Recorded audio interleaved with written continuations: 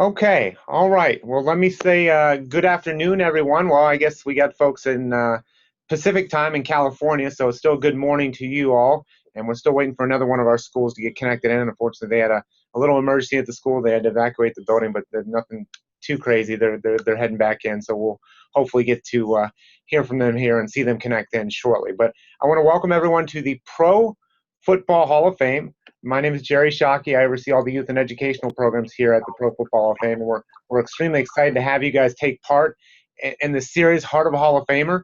And the real idea and premise behind this series is to convey what it takes to get in the Hall of Fame beyond just the athletic ability. We know our Hall of Famers, like Mr. DeLamielleure that you're going to speak with here today, are awesome examples of athleticism, skill, talent, power, all those sorts of things.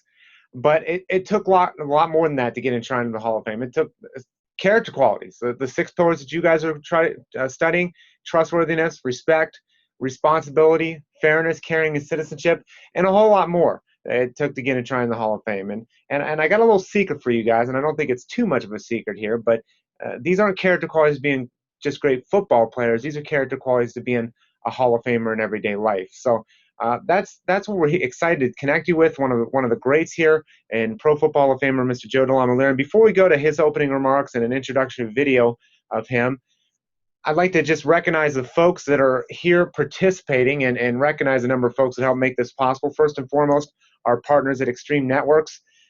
Thank you for making this happen. We also have to thank the Buffalo Bills because they initiated this connection with our friends there at Buffalo Public School District. So Gretchen Geider and Preston Teague, thank you very much.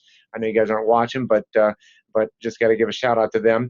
But most importantly, thank you to Buffalo Public Schools. I know the District AD, Aubrey Lloyd, initiated this, but along with the building principal there at McKinley, Ms. Crystal Barton, as well as Master Sergeant Joe Dugan, and I know Ed Wilson just stepped in as well. I guess Sergeant Ed Wilson, excuse me, stepped in at the last second to fill in for Master Sergeant Joe Dugan. So thank you, Ed, for coming in on late notice and taking over and so far without a hitch. So thank you very much for that. We also need to thank the teachers because you guys made the arrangements, getting your students together and those sorts of things to be able to come be part of this program and prepping the students. And last but definitely not least, we need to thank the students because you guys are the real stars of the show. So what I would like to do is I am going to ask all the schools, if I'm going to recognize each school, and when I do that, if you want to unmute your microphone and feel free to give a shout out, show some school spirit. My apologies, McKinley, because you guys are in a library, but just for a second, if you can bear with me, and Mr. DeLamielleure, if you can plug your ears. Let's go to McKinley High School for a shout out. You gotta give a shout out. Let's go, Matt. There you go. All right, maybe I caught him off guard. Let's try this again. Let's go to McKinley High School. Let's go, Matt. All right, there you go. Represent yourselves well now. They're very good. I caught you a little off guard. I know. So thank you very much. And then let's shoot out to California at Mark Twain in California. Ready? All right. Thank you very much, Corcoran. We appreciate you guys tuning in as well. But let me get to the introduction of our featured speaker, and that's Pro Football Hall of Famer, Mr. Joe DeLamielleure. And first of all, he was born March 16th, 1951 in Detroit, Michigan. He was selected by Bills in the first round of the 1973 draft. He was an All-America at Michigan State, and, as a Buckeye fan this weekend, we're really excited. I guess we shouldn't say that, huh, Joe? So I'll let that one go. But he won all rookie honors. He was durable. He played in 185 consecutive games. He anchored the Bills' famed line, the Electric Company, that unleashed the game's first 2,000-yard rusher, a guy by the name of O.J. Simpson. He was selected All-Pro and All-AFC in 1975 through 1980. He was named to the Pro Bowl 6 times, and he was named to the NFL's All-Decade Team of the 1970s. But that's just a glimpse of who Pro Football Hall of Famer Joe DeLamielleure is. There's a lot of things he's been involved with. Number one, his own company, Joe D. Bands, which has been a national company that he's overseen for a number of years. But I think what I find, because I know Joe very well, is what I find is that is the philanthropic things that he does that really motivate me. And every time every time he comes back, there's a new Joe DeLamielleure story of something. And here are just a couple of instances. Is not too long ago, he's been involved with Special Olympics, diabetes. He can talk with you a little bit about some of those things, Ronald McDonald House. But not too, I think it was 2 years ago now, Joe DeLamielleure walked from, now get this, students in Buffalo, he walked from Buffalo, New York to Canton, Ohio to raise money for a young man who could not afford prosthetic legs, so like $100,000 a piece. And he outgrew them. They outgrew them like crazy, within a few years at a young age. So he took it upon himself to help fundraise for really a kid that, and Joe can share about this, a kid that he met at like a Dunkin' Donuts or a Krispy Kreme. He was selling donuts outside of a building, and Joe asked him, what do you got going on here? And he told him the story, and Joe just felt so captivated by the story that he felt that he should help. And there's just story after story after story after story. For example, his Michigan State University roommate, who was working to open up an orphanage in Matamoros, Mexico. Joe DeLamielleure, along with him, biked from Matamoros, Mexico, or from East Lansing, Michigan, all the way down to Matamoros, Mexico, which was a 2,000-mile bike ride. And I'm talking bike ride, pedal bike, not motorcycle. We're talking about a bike ride. So, so here's someone that's not only all his life been giving, and as you hear, said he adopted a few kids, a handful of kids as well. He's always been giving, but he's used his Hall of Fame status to be able to give back even more. And we can get into those things here in just a moment. But what I would like to do is just show you a quick video. It's a very brief highlight video of Mr. DeLamielleur's career. Guard Joe DeLamielleure was the anchor of two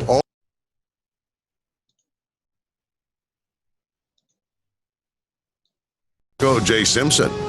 Joe also led an offensive line in Cleveland that blocked for NFL MVP Brian Sipe and 1,000-yard rusher Mike Pruitt. DeLamielleure would never miss a single game in his entire NFL career, one that was filled with personal awards.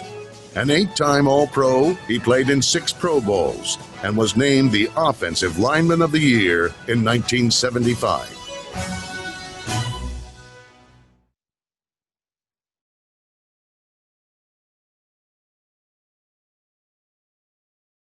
Okay, and if you can join me and give a warm round of applause and welcoming Pro Football Hall of Famer, Mr. Joe DeLamielleure. Thank you. Am I ready to start? Yep, Mr. DeLamielleure, the microphone is yours for your opening remarks. Okay, my opening remarks is when I was a guy like your age and girl like your age. In fact, I married my high school sweetheart. We've been married for 42 years. We walked to school since first grade, so I had never not known her. But when I was a kid, I always said I wanted to go to college. I wanted to play college football, never thinking that I could. Then I ended up playing college, and then I said if I could only get drafted in the pros, that'd be great. And I got drafted by the Bills in the first round in 1973. But I knew that's not what I wanted to be known for. I did not want to go to my grave as, oh, man, my dad was a good football player. Big deal. You play a game, that's nothing. I wanted to make a difference in their lives. And I'm the 9th of 10 kids. My brothers made a big difference in my life. And they must be ready there or something. But anyhow, that was my goal in life, to make a difference. And it still is a goal in life, because God, my mother always said, well, God has given you much is expected. And so there's a lot expected of you. So, that's been about it. And I'm sure you guys look at these 6 pillars. My thing with this whole deal is respect. Because if you respect your teachers, you respect your classmates, and respect yourself, most importantly, you're going to do pretty good in life. And that's about it. I mean, all these things, they all tie in to me. My whole life is respecting people. My mother always said, you treat the janitor like the president and the president like the janitor, and you'll be okay. And that's what I tried to do. Everybody's important. Doesn't matter who you are, what you think. You didn't create the world. Somebody better than, I believe in God. I'm a Catholic. I go to Mass every day. And I'm not a holy roller or anything like that, but I just go to communion. I say, God, please put me in a place where I can help the most people I can. So today, I guess this is the place I'm supposed to be, at McKinley High School in Buffalo. All right. Well, thank you very much, Mr. DeLamielleure. And I do see Holy Trinity. I didn't mute your microphones there, but be ready to unmute here. Actually, if you want to unmute, you guys can go ahead and unmute and give. I'll unmute you for a second here. How about that? That way you don't have to. But just be ready for it. Holy Trinity, if you want to give a shout out and say hello real quick, go ahead. That's Okay. my daughter's school. That's Mr. DeLamielleure's daughter's school there in Charlotte, North Carolina. So, Holy Trinity, we're going to include you in the questions. We're going to start off with our two other schools for the first questions. And actually, the first question is going to go to our friends there at McKinley High School in Buffalo. If you guys want to go with the first question of the program, I know a student's going to come up next to Joe and ask their question. Make sure to speak clearly, loudly, and towards that webcam microphone. So somebody comes up here. You have a question? Come on up.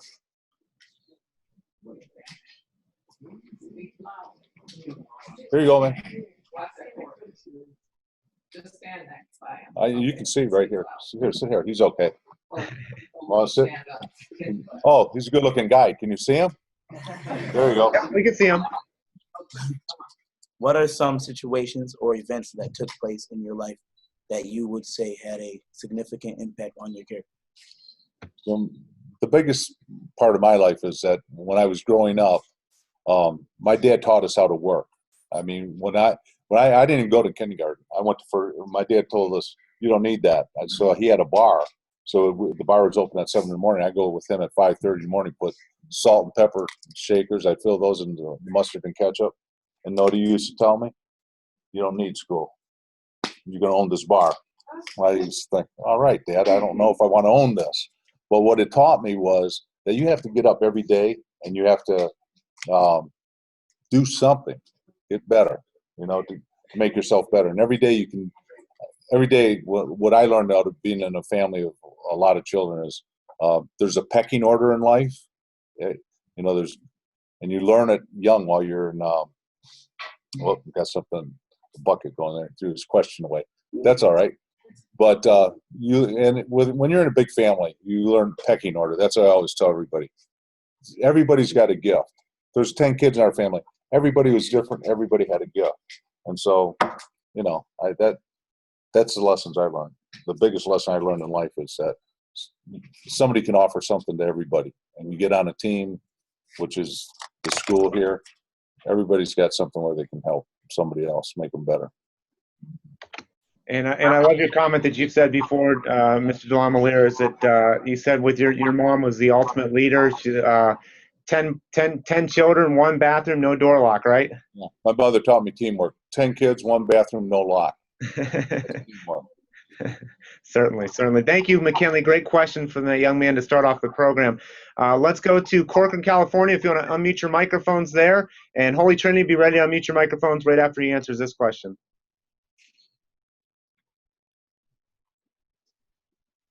Yeah, she's gonna walk up.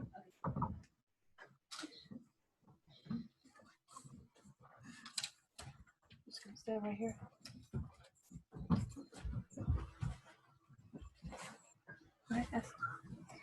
Who has inspired you the most to follow all the characteristics of character counts? Who helped me follow these 6 pillars? My parents. God blessed me with really two unusual people. I mean, if your mother went to 8th grade and your father went to 3rd grade, all my brothers and sisters are pretty successful because what they taught us was respect. That was the number one thing they taught us. My mother had some great sayings. She always said, you can always be nice. No matter what, you can be nice. I said, yeah, you never played against Joe Green. Mean Joe Green. I'd always think that when I was playing against somebody in football. Got to be nice. Got to be nice. But in real life, you can be nice to anybody. And I think my daughter, she'd tell her kids to go find someone who didn't have a lot of people sitting around them at the cafeteria and go sit with that child so they can have a friend. And I think the biggest thing is be nice to people. Pretty simple. Very simple, but sometimes very hard to follow. So thank you very much, there, Corcoran, Mark Twain, for your question. Holy Trinity, you can go ahead and unmute your microphones if you have a student. And I'll just remind schools, if you want to go ahead and make sure, now that we know the order, and my apologies for not alerting you to the order before, just go ahead and have your students queued up for the next question so we can get through it. So, Holy Trinity, go ahead. Oh, I'll unmute your microphone. Hold on a second. Of all of the 6 character traits, which one do you think is the most important in your personal life and professional life? Are there different answers, and why? There's different answers to everything. I answered this with the kids here. I was saying I think the most important thing, because everything falls under this, is respect. If you have respect for, your fellow students, your teachers, yourself, I think everything else falls in line. And that's just my quality. If you respect people and you see people don't have money, you're going to be charitable. And it goes on and on, whatever it is. Fairness. You want to be fair to people who, respect ties in the whole thing. That's what I think. So I try to teach all of my kids that. And I think Mrs. Coyne, who's my daughter, tries to teach her class that you respect people. You respect teachers, because they got a tough job. And they're important people in your life. And I always said this about teachers. Who won the Super Bowl last year? Anybody know? Who won it 3 years ago? Nobody knows, right? You got to be a real sports fan to know that. But who's your best friend? You know it. Everybody knows who's your best teacher in your whole life. You can all name that person. Those are the people who are making the difference in your lives, the teachers and your friends and your parents, of course. But I always told the kids when I coach, there's a couple things that make a difference in your life: the TV you watch, the books you read, and the friends you hang around with. Now there's one more: the internet. If you hang around with bad people and read bad books, you're not going to be a very good person. So it's that simple. I think people try to complicate a lot of things. It's simple. Life is pretty simple if you just do go by these rules, these six pillars. But thank you. Yeah, great question there, Our Lady of Mercy. So thank you very much. And not Our Lady of Mercy, Holy Trinity. Let's go back to McKinley. Next question, if you're ready, go ahead and have that student there. You can ask anything you want to, like current event things that are going on with the NFL. There are a lot of questions right there. What's your name? Janine Leonard. Janine? Yeah. Yeah, that's a nice name. I like that. Go ahead. Out of the 6 pillars of character, trustworthiness, respect, responsibility, fairness, and caring and citizenship, which one do you believe is your weakness and why? Would serve you best? Caring. Because if you care about people, you care about yourself, it's going to be a pretty good life. And the people around you like you a lot better too, because if you care about them. But that would be it. Caring, respect, all those things, to me, they're all about the same thing. But, is that good enough? Yes. Do I get an A? But thank you. You're welcome. All right, thank you. And I see Corcoran has our next student queued up there. So Corcoran, go ahead and unmute. What characters, counts, pillars need to be followed in order to be an athlete? What's the most important one to be an athlete? Is that the question, Jerry? To be followed Yes. to be an athlete. Yep. The most important one to be an athlete. They're all important, but I don't see anything. I got to put my glasses on here 1 second. If I'm looking at I keep going back to respect all the time, and fairness, caring, citizenship. I think respect. If you're an athlete, you respect yourself. You take care of your body. You're, believe it or not, you're respectful to your opponent. You never overestimate them, never underestimate them. So I think that would have helped me the most. Is that okay? Thank you very much, Mark Twain. Let's shoot the Holy Trinity. If you have your student queued up and ready, go ahead.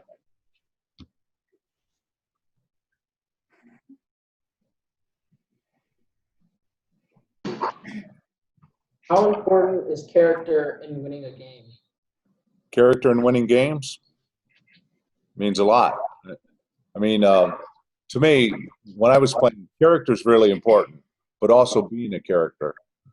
I think to have winning teams, you need characters on the team. Everybody's different. Every person that plays in the team or they're in high school, they all have a special gift from God, whatever that may be.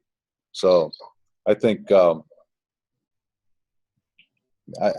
just, when you're talking about this as an athlete, all six pillars come into being, and yeah, I think every person's different. So something that's important to me might not be important to one of these guys, but something else is.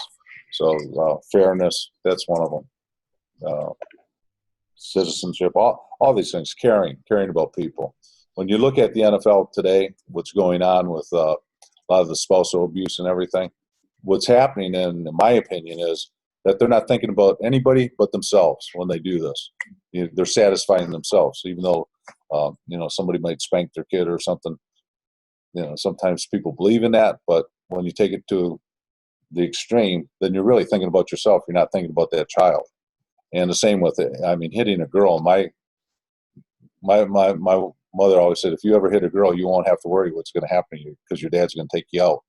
And that's just the way we grew up. It's a different life, different style now, but it's just so different because of social media and things like that. People here have a lot of pressure on you because if you do something bad, it could be on a videotape in a minute and spread all over the school. And even if you don't do something bad, they can spread something about you that isn't even true and hurt your reputation. So I'm kind of getting off track here. What's the next question? You guys are throwing me off with the questions here. Go ahead.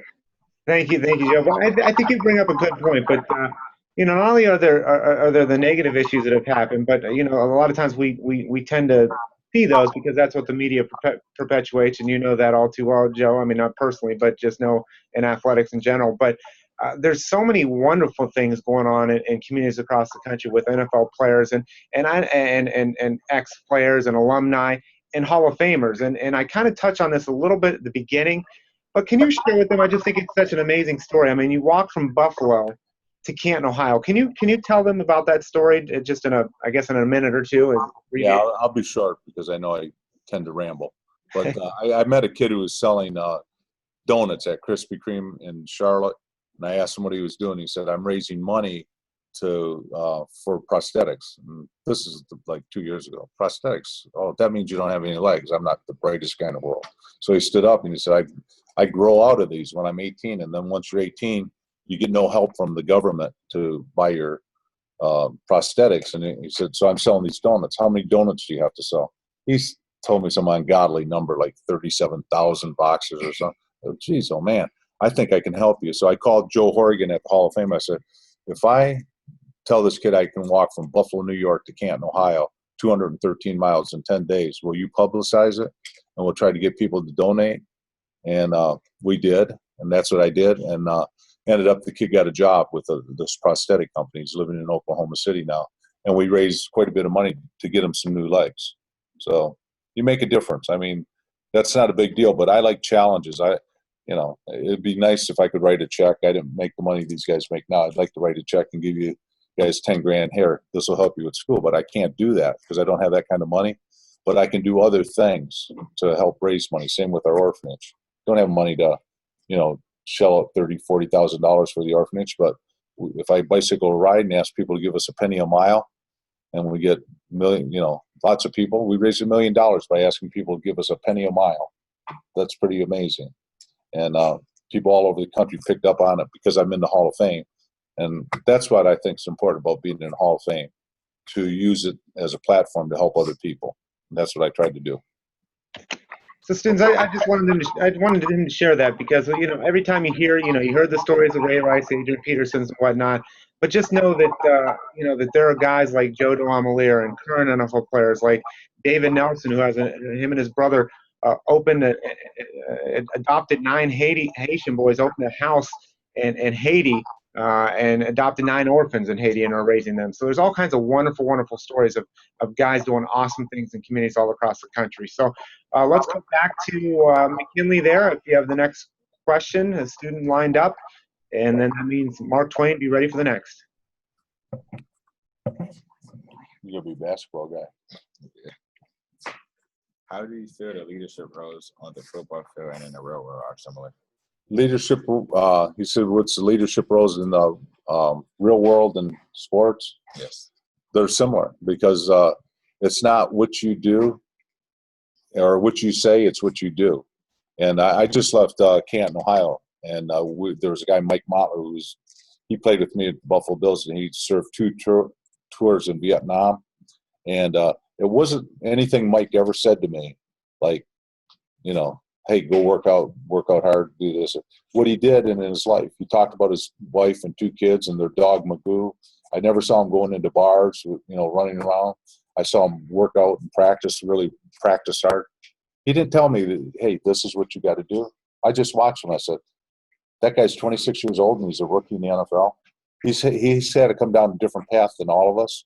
So I just saw what he was doing and I tried to model it. And the same with my dad went to 3rd grade. I keep saying that, but he showed me that if you get up every morning and you go to work, good things will happen. If you lay in bed, you're not going to find anything. And that's why I think people should lead by example, not by what they tell you.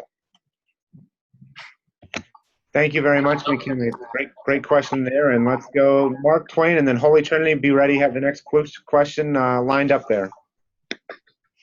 What do you do when someone doesn't follow character counts? What do I do when the what? When someone doesn't follow character counts. When someone doesn't follow the 6 pillars. What do I do? Yeah. I mean, if they're my kids, I correct them. But if I coach them, I correct them. To me, a lot of people in this country and the world, all over the place, they don't ever want to say, I'm looking at the kids here. You see somebody doing something bad or not doing the right thing, how many guys actually get up and say something to them? Most people don't. They just, I don't know why they're doing that. An example, smoking or something. How many people actually go up to kids and say, hey, don't smoke, it's bad for you? Anybody? A lot of people? I'm glad, because most people just let it slide. Or you see somebody stealing something, you don't say anything. Hey, put it back. But I think if more people get involved with people in their lives, it'll be a better place. And I think a lot of, like Jerry was saying, most of the players in the NFL now, right now, when you look around here, I'm kind of asking these guys questions. Right now, the NFL doesn't have a very good image, do they, for what's going on? And the truth of the matter is maybe less than 1% of the guys aren't doing the right thing. 99% are doing the right thing and doing so many good things in this country, but you never hear about them because it's not what the media wants to report. It's no different than the kids in the neighborhoods here. If you could do 100 good things, but one kid does something bad, that's going to be on TV tonight. And you got to understand what's going on in the world. The media is kind of influencing you, and you shouldn't be influenced like that. Great point. Thank you, Joe. Let's go to Holy Trinity. Get your student there ready.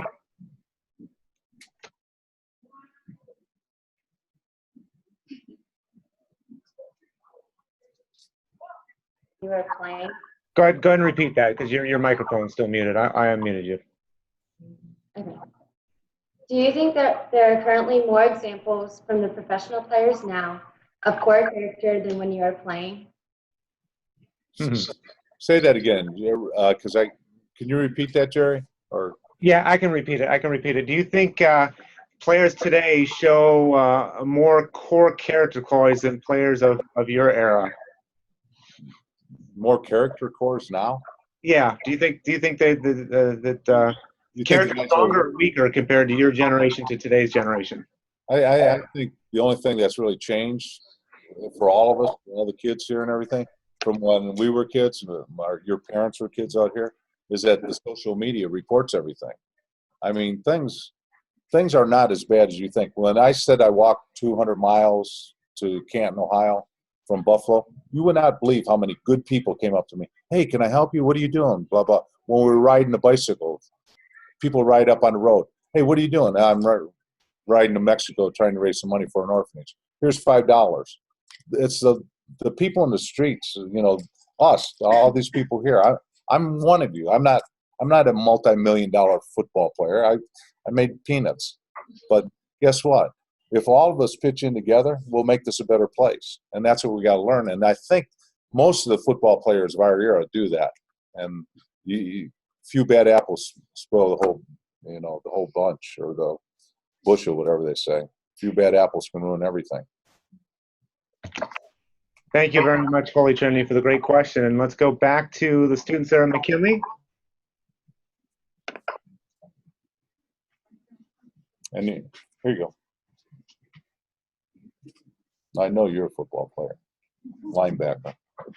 Yes, sir. Is it? Yes, sir. I knew you were. How important do you feel accountability is on and off the field? Accountability, that's a good one, because you're accountable for all your actions. And that's a great, accountability is one of the better ones too, because you're responsible. We're all old enough to know what's going on, even when you're elementary school. You know what's going on, you know the right thing to do. And I think people should be held accountable more often than they are in this country. Any good? Yes, sir. Okay. Now, Mr. DeLamielleure, let me ask you: do you think people are NFL players or off the field are held accountable enough, or do you think that's a core issue in our country? No, I think if you play any kind of sports, even in high school, if you're an athlete or you're involved in the student body president or whatever, student body government, you're accountable for being a little bit better than the rest of the guys or the rest of the girls, because you were elected to that spot, or you were put there and you made that team. So people look up to you, and especially the students. Not everybody's an athletes, they're not all athletic, but if you're voted the president of the school, you're held to a higher standard. People expect more out of you. Your teachers expect more out of you, and you gotta, if you're true to yourself, trustworthy, you're going to be better than the rest of the kids. Thank you very much, Buffalo there, and go to Mark Twain, Corcoran, California. How can a student show good character when someone is making fun of them? Oh, can you repeat that? That's loud. How can a student show good character when someone is making fun of them? Oh, good question. How can students show good character when someone's making fun of them? That's good. Good character is, first of all, when they're making fun of you, don't give it back to them. I think the most important thing is, people are bullies. They're talking about bullying way back when, or now, like it never happened back when we did. The bullies basically are the jerks. And what they're doing is they're trying to, coax you into doing something that brings you down to their level. And to me, ignoring someone like that's one of the best things you can do, in my opinion, because nobody really cares what the bully thinks anyhow. He's got a little group of people around him who, think he's pretty cool, and they're probably like him. But the majority of kids aren't bullies either, and they care about each other. And I think what you do is ignore a bully, or ignore people who don't do the right thing. All right. Thank you very much, Mark Twain. Let's go to Holy Trinity.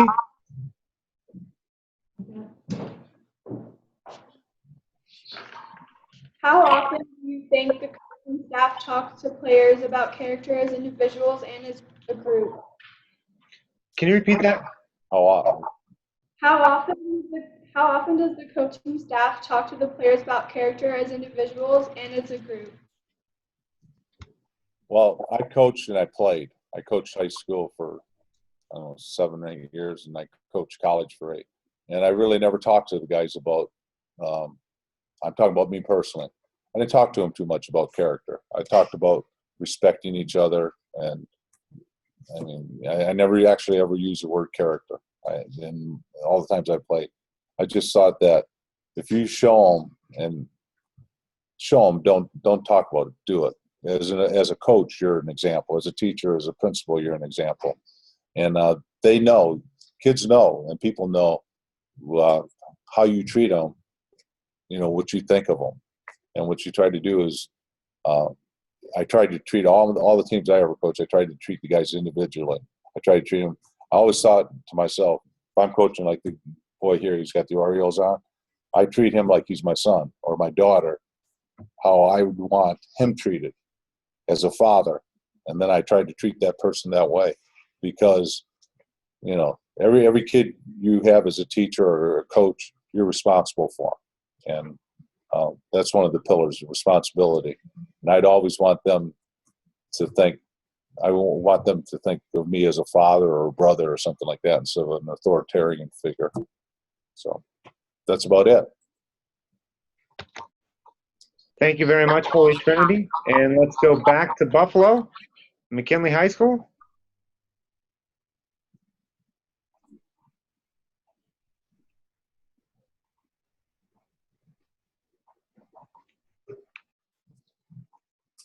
My question is, what are some examples of times that you had to persevere through adversity?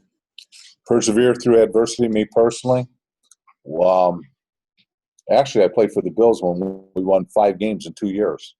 And that was tough. When you're on a sports team, it's pretty obvious when you have to persevere through some bad times because you don't win all the games or you could get injured or things. But me personally is I went through a period here in Buffalo where we only won 5 games in 2 years.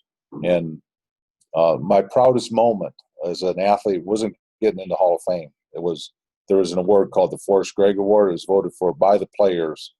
Forrest Gregg is a Pro Football Hall of Famer, played with the Green Bay Packers. They voted for the best offensive lineman. Well, I won it in 1977, and we were 5-11, and I was one of the only players to ever win that from a losing team. So anybody can be good when you're winning all the time or a front runner. It takes a lot of guts and courage to stand up and when things are bad, just keep going at the same level. I always tried to, and I respected the guys most that I played against, who it didn't matter what the score was. You didn't know if it was you were losing by 10 points or winning by 10 points. They played the same the whole time, extra hard. I mean, they put everything into it. That's what I learned when I got in the Hall of Fame. Those players that are in the Hall of Fame, they played every play like it was their last play. And I think if you did it like that as a kid, one play at a time, you get pretty good at it. And same with school. You just got to take it one day at a time. And Mr. DeLamielleure, you know, you talked about the best offensive lineman. You know, you've been enshrined in the Pro Football Hall of Fame. What do you say to the students out there? Because not everybody wins a Super Bowl. Not everybody earns a gold jacket. Not everybody gets an A on the test. Not everybody has a successful project at work that's done. Gets maybe a project that didn't go the way you expected it to. What do you say to those students that maybe they tried their best? I mean, they worked his or her tails off to get maybe a C on the test. What do you say to those students that maybe don't get the accolade that some others people get? Well, to me, I always said this: God's got a plan for your life, and you have courage to speak out about it. What you really believe, and I think there's 3 things in life: a belief, an opinion. Everybody's got an opinion about everything, right? All you guys got an opinion about anything. But I could talk you out of that opinion, right? A belief. Most people have a belief where they believe a little bit stronger than an opinion, but be a little bit harder talking you out of. And then the third one is the most important one, is a conviction, where I'm convicted that I know this is the right thing to do. And that's what I tried to do in my whole life. Like, I wanted to be convicted about anything I was telling somebody. I didn't want, what's your opinion of Obama? Oh, I could have this.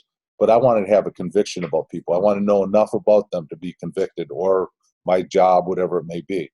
Like college. You got an opinion. You want to go to school? Yeah, I guess I do. Or a belief is, yeah, I think I really do. Or a conviction. Yes, I am. I'm going to school and I'm going to make it. I think you got to live with convictions. Not everything's got to be a conviction. But what you really want out of life, you got to have a conviction, from graduation to marriage to raising your kids, whatever it may be. You be convicted about it and you'll be successful. Thank you very much, Mr. DeLamielleure. Let's go to Corcoran, Twain.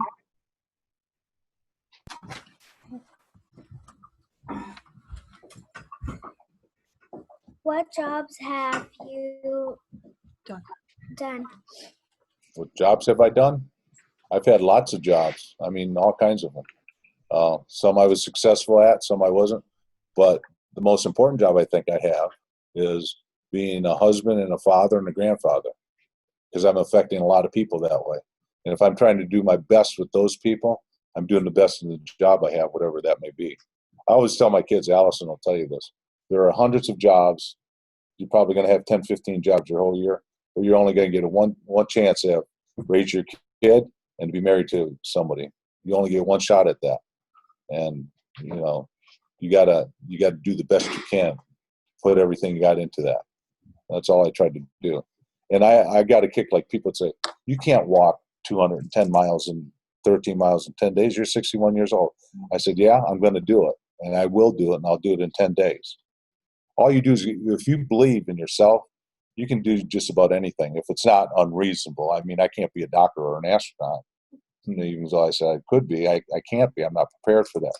But if I feel I'm prepared for something, and there was no question when somebody said, you're going to walk from Buffalo, New York to Canton, Ohio? I said, absolutely. I don't think you can do it. You're old. It's going to hurt your joints. I don't care. I'm going to do it. My feet hurt. It's an important thing to do, so that's what you do. And anybody can do that. It's just mind over matter. All these teachers who are in here, they didn't have an easy road here. And they're very important people in your life.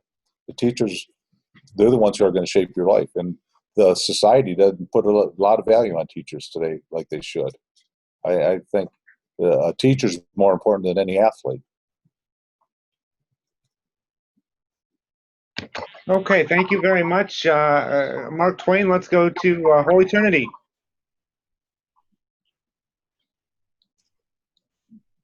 Your daughter, Miss Coyne, is our science teacher.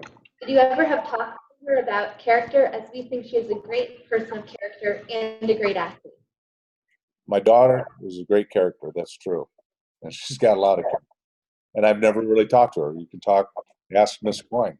I've really never sat down and talked about these 6 pillars of things, because I think the most important thing is that Mrs. Coyne see how I am acting, not what I am telling her. Great, thank you very much, Holy Trinity. Let's go back to McKinley. We've got, looks like we've got about 15 minutes, so we'll go get a couple more rounds in. McKinley, if you want to go to the next one. Seems like I'm talking forever. Go ahead. What character qualities do you believe it to take to be successful in areas in life? In life, all 6. It depends on who, what. Everybody's an individual, but to me, when you ask me like, who are the most important people in my life, because those are the people who form character. My 6th grade teacher, his name was Mr. Mosier. My high school coach was Mr. Bumgart. Those are the people that made the difference in my life. I mean, they always told me, hey, I had a nun who told me in 5th grade, you're going to be special because I could catch a football. She goes, you're going to be different than the rest of the kids. God's got a plan for you. So I took that to heart when she said that. Oh, he does. So once I started playing athletics and then I actually got drafted into pro football, I said, I'm going to use this to do something good. And then when I got in the Pro Football Hall of Fame, I said, I'm going to use this platform of the Hall of Fame of doing something good. And it's not about promoting yourself. It's about trying to help other people, make people aware of the things that are going on. I mean, I think you guys think a lot different than a Pro Football Hall of Famer now than you did, before you got here. Because usually most people, hey, I know what I hate about football now. The guy scores a touchdown, and what's he do? Pulls up his jersey, like pointing to his back. It's not about you. I mean, you're just one piece of the puzzle. And it drives me crazy watching sports now sometimes. A kid will make a tackle 10 yards downfield, get up, do a cartwheel, pound his chest, and point to Jesus. The guy just gained 10 yards, you dummy. What is going on here? But that's what's going on with sports, because the media wants you to think that it's all about themselves. If you go here in Buffalo, for example, two of the best guys on this team, the best players, are Fred Jackson, who didn't even get drafted. He's from Cole University. He's got a foundation. He's got a family. And the other one is Kyle Williams. Kyle Williams has got 4 kids, works his butt off, doesn't say a word, never points to himself. He makes a play and he, congratulates everybody else. We're all a team, all of us in this country. We're all a team. We all got to make this thing work to, the best of the country. And that's what's good about football. That's what I enjoyed about football. is you found out real quick if you won or lost, because it only takes 3 hours to play the game. And then what are you going to do to make it better? If you lost, you're going to sit there and cry, or you're going to go out and practice harder the next week. That's what it's all about. Get better each time. And Mr. DeLamielleure, if you will, you know, one of the things that when we talk with students is that what we find out is a lot of students want to be the NFL star, you know, but if you showed them what it took to be the NFL star from Monday through Saturday, they might reconsider. Can you talk with them about how important preparation is, not only in the NFL, but also just in life, about how important preparation is? I'll just tell you about me personally. I never thought of, honestly, I'm telling you guys, when I was 7th, 8th grade, I never thought of ever playing in professional sports. I never thought of getting a scholarship. Once I started playing football, I had a really good coach and said, you take one play at a time. It's like right here in school. You take one, whatever it may be, one day at a time. And once a teacher taught me this. He said, you got a 10-word spelling bee, okay, or a test for spelling. If you study Monday, Tuesday, Wednesday, Thursday, every day, if you took the 10 words and worked on it for Monday, then on Tuesday you did the same thing, Wednesday, Thursday, Friday. Friday's a test. Would you be worried with the test? Would you even be worried about it? It's only 10 words. You know, cold turkey. But if you don't study for it, and then Friday comes, here's the test. You're either going to be cheating, looking over somebody's shoulder to get the answer, or you're going to just guess. Take the guesswork out and work at it. That's all you got to do. And no matter what it is, you can do it. My college roommate came to Michigan State with a 600, and I think his SAT was 630. You wouldn't even get into college with that. They put him in on probation. He's a PhD today. He's got his PhD. And he said, all you do is have to believe in yourself and be convicted about it. And, you know, just do something every day to get better, whatever it may be. Thank you, Mr. DeLamielleure. Let's go. I rambled, Jerry. I'm sorry. What's that? I'm sorry? I said I ramble sometimes. Cut me off. Oh, you're good. You're good. Give me these kids. Give you the. Cut it off. Oh, go ahead and unmute there, Mark Twain. Who was your favorite?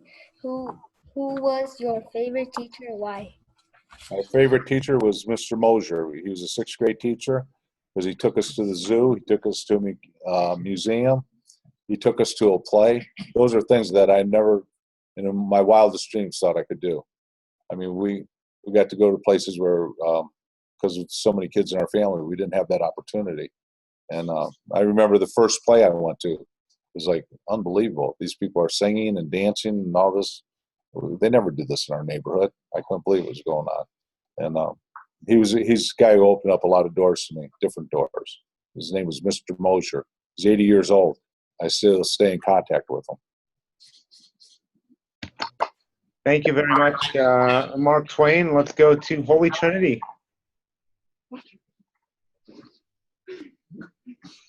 Oh, let me unmute you. Hold on, let me unmute you.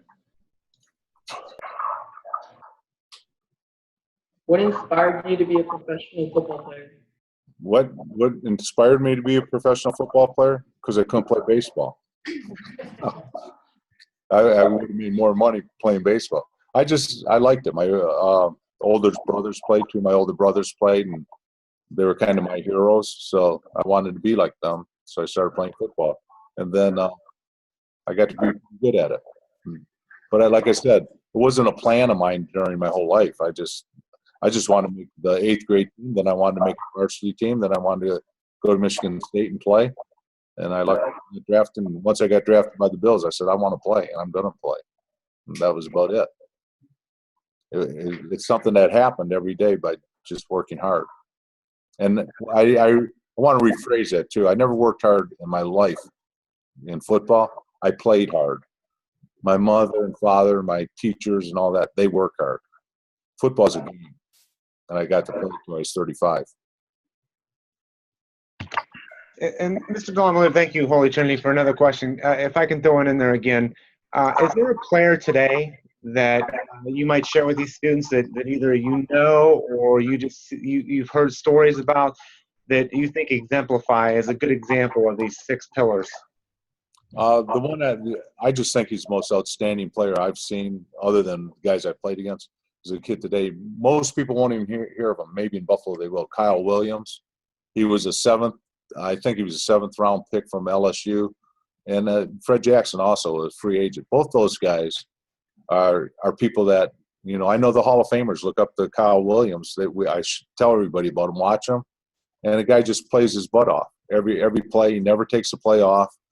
The thing amazing, once I started to watch him all the time, I got to know him a little bit. He's a scratch golfer, and he swims, but he looks like a plumber. He's 6 feet tall and 315 pounds. And he's not the fastest guy in the field. He's not the biggest guy in the field, but he plays every play like it's his last. So that would be the guy I watch most and admire the most. And I played against Joe Green, Merlin Olsen, some of the great players of all time, Hall of Famers. But that guy really inspires me when I watch him play football. All right, thank you. Let's go. Looks like we got a few more minutes left. Let's go from another one from McKinley.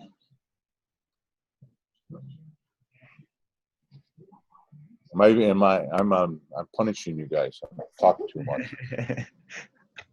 Did you ever take on a leadership role as a youth? If so, what was it? A leadership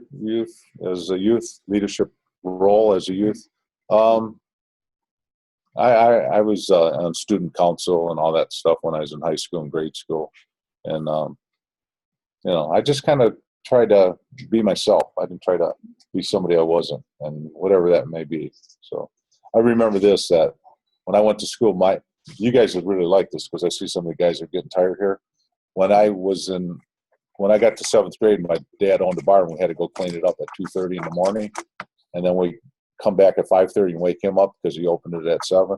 So I'd go through school like sleep, and nuns would say, we went to Catholic school, the nun would say to my mother, "Joseph's always yawning, he's sleeping." She goes, "I know, sister, but he's working nights." Could you imagine that going on today? Somebody working a child from 7, getting them up at 2:30 in the morning, waking them up at 5:30. I catch a couple hours sleep and go to school at 7. I was tired.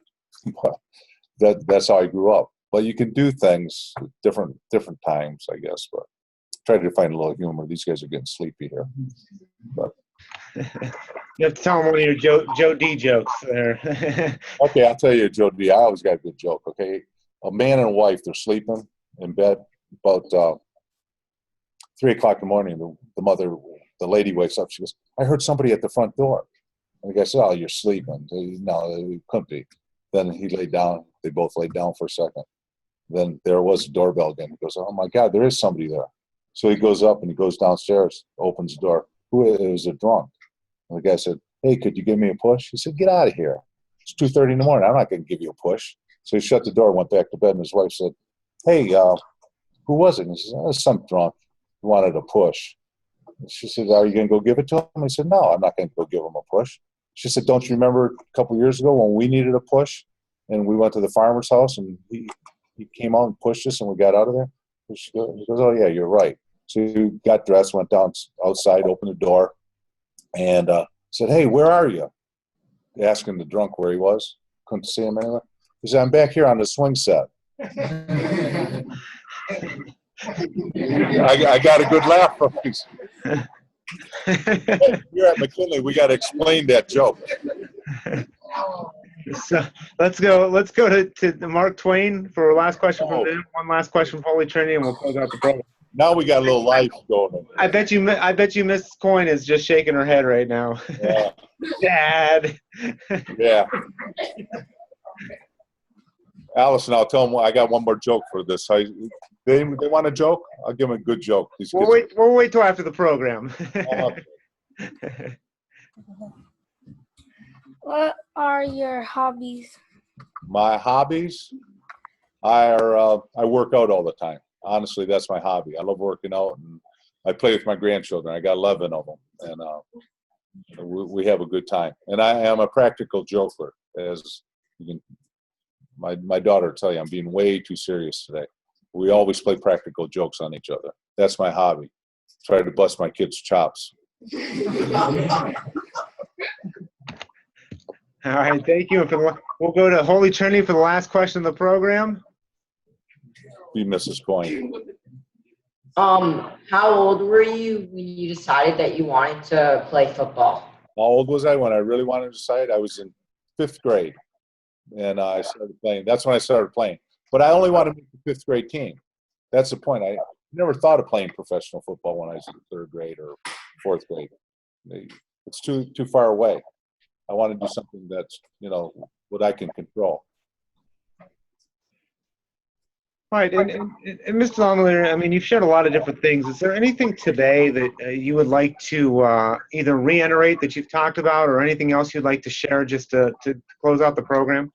I'll close it out. I think the biggest thing is respect. I mean, you respect your adults or your parents and classmates and everything. And my mother had the best sayings in the world. Like I said it before, if you treat the janitor like the president and the president like the janitor, then you're going to be in good life.